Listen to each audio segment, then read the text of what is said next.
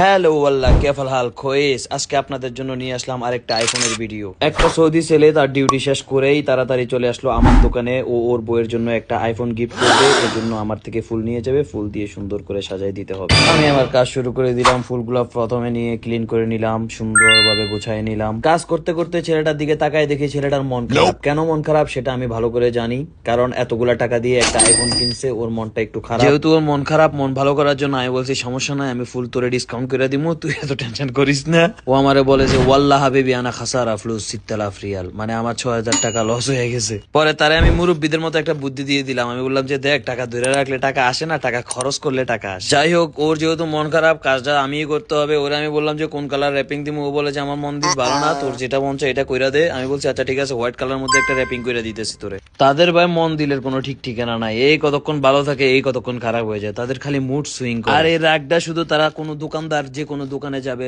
ধরেন কোনো বাকালায় গেল, কোনো ফুলের দোকানে গেল, বা কোনো একটা জায়গায় গেল, তারা ওদের উপরে রাগটা ঝাড়ে, কিন্তু বইয়ের উপরে পারে না। মানে মুরব্বী বাইরে যতই রাগারাগি করুক, ঘরের মধ্যে এলে শান্ত সৃষ্টি হয়ে যায়। আর যাই হোক, করে নিয়ে অনেক কথা বলে ফেললাম। এই ছিল আজকের মতো ভিডিও। পরে আমি এটা র্যাপিং করা শেষ করে আমি আইফোনটা মাঝখান দিয়ে বসাই দিলাম, যাতে এটা না নড়াচড়া করে। এই এরকম করে বসাই দিলাম। যারা যারা এখনো আমার পেজটা এখনো ফলো করেন নাই, অবশ্যই ফলো করে দিবেন, লাইক কমেন্ট শেয়ার করে দিবেন। অবশ্যই আপনাদের সাপোর্টটা অনেক বেশি প্রয়োজন, কারণ আপনারা সাপোর্ট করলে আমি অনেক দূর এগিয়ে যেতে পারবো। আপনাদের সাপোর্টটাই আসলে বড় প্রয়োজন। আপনারা যদি সাপোর্ট করেন, আরো সুন্দর সুন্দর ভিডিও আপনাদের জন্য উপহার দিতে পারবো।